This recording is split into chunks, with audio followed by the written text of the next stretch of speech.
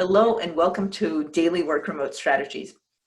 You know how people sometimes say, let's set a big goal, or let's say a SMART goal, specific, measurable, achievable, results, I think results oriented, and I'll tell you what all of that is. But people often say, let's set a big goal or SMART goal or this audacious goal. And I'm actually here to tell you that if you want to make change in your life, maybe you need to do something different. So today is a little bit funny format because it's going to be me showing you me. I recorded this, it's a 7-minute clip. I recorded this back in the fall. So I'll show that and then I'll come back here for questions and answers. The only context you need is that I'm about to start a show called The Believe Show, and it's what people believe that's counterintuitive to what other people in their field may believe. So this is what I believe that some other people in my field of coaching and training don't necessarily believe. All right, without further ado, let's get into it. Let's have fun with it. And I will be back for Q&A right afterwards. So I'm going to be sharing my screen and showing you this 7-minute clip. Here we go. Just a moment.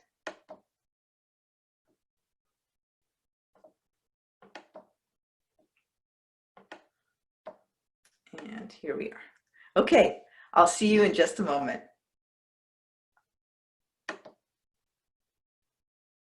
What do you believe to be true in your field that few other people would agree with you about? First of all, Senia, what's your field? Okay, my field is the field of human performance. That's the field of executive coaching, of training, of leadership development, of helping people be better than who they think they can be in everything from executive presence to prioritization to being a manager. That's my field. That's my field because these are the people people in this field are the people that I serve. We are a coaching company, we provide workshops, so that's my field. Within this field, what do other people believe to be true? There are a lot of wonderful things that other people believe to be true and that I also have believed to be true from time to time. And these things have to do with how change is made. Here's what people believe about change. A lot of people, both in the field and everyday people, believe that change can be made when you are inspired enough, when you're motivated enough, when your why is big enough, either as a department or as a team or as yourself. I don't believe that. I don't believe having a why or motivation is enough to make change. You can have a motivation to do exercise and get more fit, but you may just stop doing it after a week or after 2 weeks. So motivation is not the only thing. Other things so people in my field believe a lot that there should be a big spark, like a big jolt of energy in order for you to do something. And that jolt can come in the form of workshops at your company. It can come in the form of a life-changing book that you read or a life-changing TED Talk. I don't believe that. I don't also believe what a lot of other people believe, which is that you should strive for 10 times where you want to be. You really should strive way out there. I don't believe that. I don't believe I'm even going to go a little controversial business-wise. It's wonderful that Google believes in the moonshot approach and going for something that is a 10x kind of idea. That's very cool. And that is not how change happens, in my view. So that's what other people believe. My industry is the industry of human performance, and other people in my field believe that you need to have something huge happen in order to make change. What do I believe to be true in this field? I believe that change needs to be very incremental, and you need to actually enjoy it, or at least be okay with it while it's happening in order for it to stick. What do I mean by that? If I want to get into an exercise habit, I actually have to enjoy it along the way. I have to make something of a habit that's so small that I enjoy it while I'm doing it. So it might be that my exercise habit is 2 minutes when I start. Maybe it's 5 minutes a couple of weeks later. Maybe it's 10 minutes. I don't go for that's something that's really hard for me until I know I'm actually there. This doesn't apply to just exercise. It doesn't apply to just doing better at work or just your executive presence. It applies to how we keep going with something. So while the rest of my field believes a lot in these jolts or sparks or putting something into a person to give them an aha moment, giving them, again, a TED Talk or something that really is a jolt of energy and motivation, I believe that a person needs to choose something that they can do all the time. I'll give you an example. BJ Fogg is a researcher at Stanford, and he is famous for the discussion of flossing one tooth. So let me describe to you my take on flossing one tooth. If half of you that are listening and watching were to be in group 1 and half of you were to be in group 2, this is how this would play out. In group 1, I, as BJ Fogg, the researcher, would say to group 1, okay, I'm interested in helping you developing the habit of flossing. It's a great habit, it's really good for your teeth, so here's how we're gonna do it. This week, every night go home, and every day this week, floss one tooth. That's it, just floss one tooth and then come back at the end of the week, we'll talk about it. And then, if I were me or BJ Fogg, I would say to group 2, developing the habit of flossing is a great and useful thing to do. So this week, when you go home in the evening, floss your teeth. Floss all your teeth every day this week, and then come back in a week. Both groups come back in a week. Group 1, which only flossed one of their teeth, says, okay, yeah, we flossed one tooth, that's fine. Group 2, who flossed all of their teeth every night, comes back and says, yeah, okay, we've flossed our teeth. If you were to meet up with these groups again 6 months later, the group that flossed, well, I'll ask it as a question. Which group do you expect would be flossing their teeth more? The floss one tooth or the floss your whole mouth? And the answer is the floss one tooth group. Now, to me, when I heard this, this was surprising. I've actually said this a number of times at events, at conferences, at workshops, and people are not as surprised as I was because people see the rationale for it.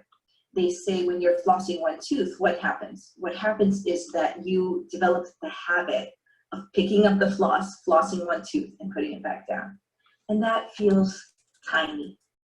BJ Fogg's website is called tinyhabits.com. That feels like a tiny action. It doesn't feel effortful. I can do it. Whereas the floss your whole mouth group, that's a lot of effort. And once the study was over, they forgot about it, as they could have. So if you can do something that is incremental and you enjoy it, or at least are okay with it each time, you're going to get there to whatever you want to get to. I'll give you another example, the website 100 Push-Ups. It tells you how to get to 100 push-ups. You start by doing the maximum that you can, and then you just go up incrementally every day, and it has week-by-week training schedules. Anything that you can do like that, for example, networking. A lot of people don't like networking. If you want to network, don't start by saying, I'm going to call 5 people each day, or I'm going to go to 3 evening events in a week. Start with something small but consistent. 1 event per week, and you go just for 10 minutes. That's it. It sounds almost silly going for 10 minutes to a networking event. It's almost silly. So I recommend that you choose something that's almost silly. Thank you. That is my answer to the question, what do I believe to be true in my field? Which very few other people agree about. Okay, and I am back. Hello, everybody. And that was, I'd filmed it previously and I didn't have a different way of addressing it. So I figured I'd show that clip and then come back and ask you what you thought about it. So where do you lean? Do you lean towards, I didn't prepare a poll, but in the future I probably will. Do you lean towards big goals or do you lean towards small steps? So let me hear from you in the chat. Which way do you tend to lean? Big goals, small steps. What do you believe about this? I'm going to give you a moment to type some things in. Yes, what are you all saying? Big goals, small steps. All right, yeah, okay. A few of you are like the trickster in the group. I know what you're doing. You're saying both. Okay, I agree with that. That is true. There are times when it's important to do both big goals and small steps.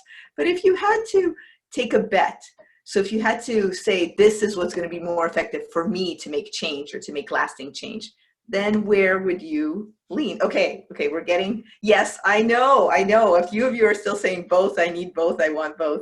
And then a few of you are saying small steps. We don't have any big goals only, or big goals are better for you people yet.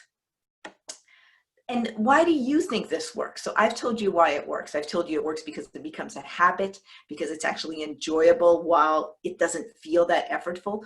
In your own experience, what's something that you, two questions. Why do you think it works? Let's start there. Why do you think this kind of thing works? The small steps thing. Because it's a habit, yep. It's a little bit like a good friend of mine says, always pack your clothes for your gym the day before. So get those ready, have them ready to go, have them by, or now that we're not going to the gym, your clothes for going riding on your bike, but have them ready the day before right at your front door. Yes, so the habit part. I think it actually works because of the enjoyable part. So much of what we do is quite effortful, especially when we're starting to get going or trying to create a snowball that'll keep rolling down the hill, that if you can make that snowball fun, if you can make gathering a few of those little parts fun. My friend Catherine runs writers workshops, and the reason I've loved being in them, I'm in them almost every single season. The reason I keep doing it is because it's fun. It's actually fun to submit to another few colleagues of writers, but otherwise writing can be so effortful and so large and looming kind of in the distance. So we're having some comments about habits and about less effortful and about fun. Let's see, what else are people saying? Yes, so so far I've been saying, actually, thank you, you're catching me on something nice. So far I've been giving you the pros, the good things about small steps, but somebody else is also saying large goals can feel overwhelming, and so more difficult to move forward on those. I agree, they can feel overwhelming. I actually, part of my PhD thesis was about this, so I'll mention that briefly. It's natural to snowball. Yes, I agree with your comment. We don't quite start big, we start small. And let's see what else somebody is saying. Right, so a few of you are saying, have the big goals, but make small steps to get there.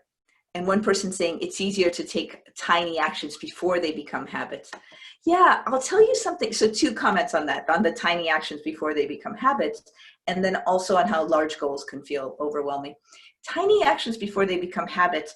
I had a marketing professor during my PhD program who had a very interesting technique, and I actually wonder what your take on this technique is. He had kids that were younger at the time. They were, I don't know, maybe between 8 and 12, 2 kids. And he gave them a small reward for things that he wanted to see more of.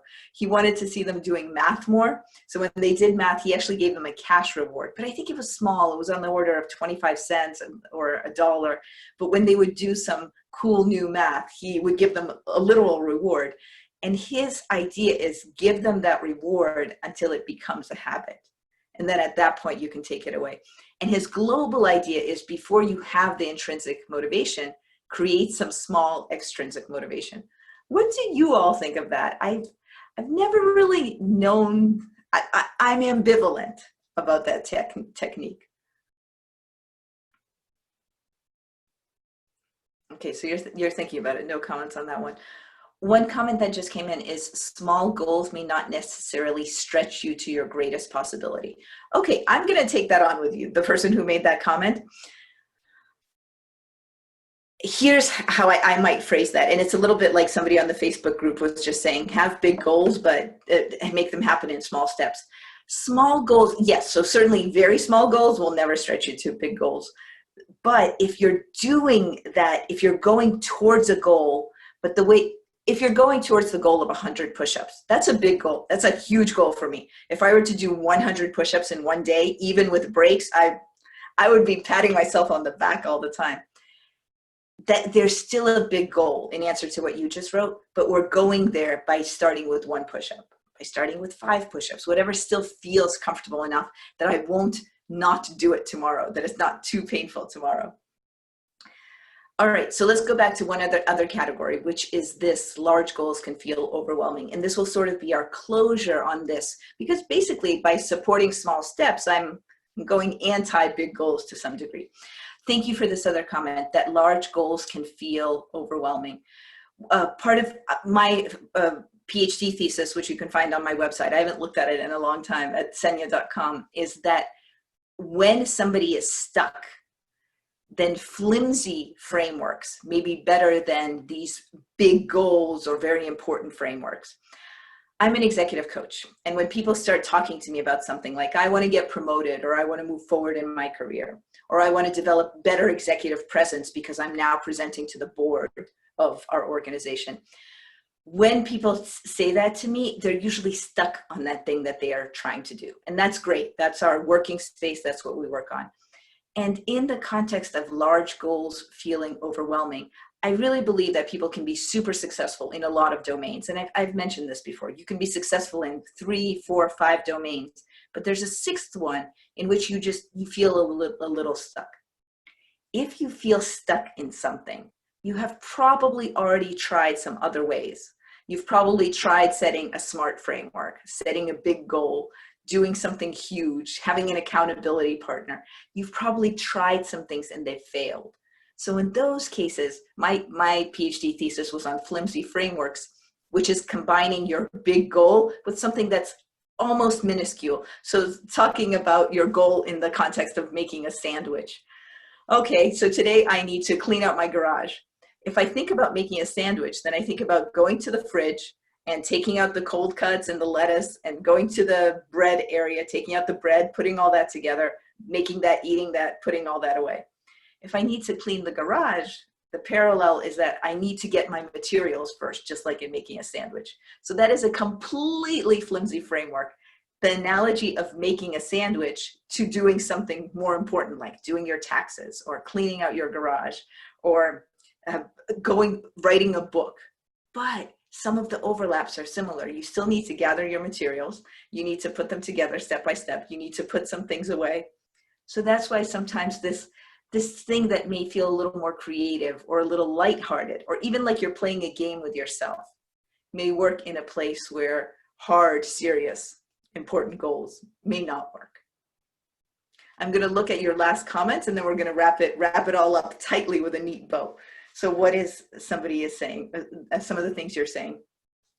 Some people are saying positive reinforcement may be better than external reward, but reward matters and maybe it's positive reinforcement. Thank you. I think that's a really nice distinction. And I think that also gets to my discomfort with that. There's something that I'm ambivalent about that. Oh, you did your math, here's an external reward. And here's a comment on, there's a concept of plateauing, that you might be very comfortable in your current place or goal and routine. I totally agree with that. And because of that, that extra step of I'm going to run a marathon, that's a big deal. But I'm going to run to the end of the block, that's not a big deal. I might even do that 2 times a day. Thank you so much for joining me today.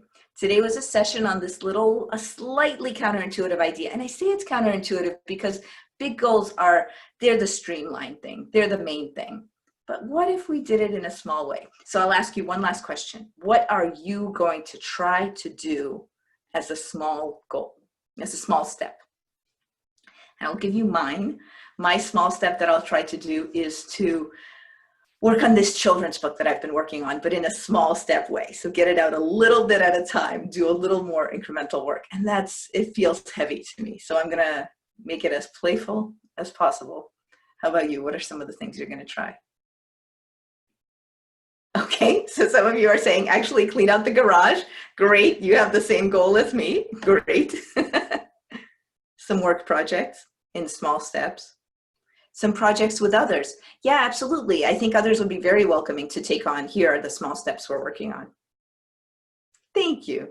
Thank you so much. Tomorrow we have a fantastic guest. Tomorrow we have David Paulet, who is the author of the best-selling The Law of the Garbage Truck and The 3 Promises, those 2 books. So we have an interview with David Paulet tomorrow. And then we have a different kind of a joint session on Thursday, which is between us and Springboard Enterprises. That's a group for entrepreneurial women. And finally, Friday, we answer questions.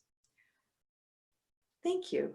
Working on organizing your closets? Yes, these kinds of things, exactly. Backyard project? Yes. Take your small steps. Do a little bit, walk away, come back and do it some more. Thank you, everyone. See you again tomorrow. Looking forward to seeing you.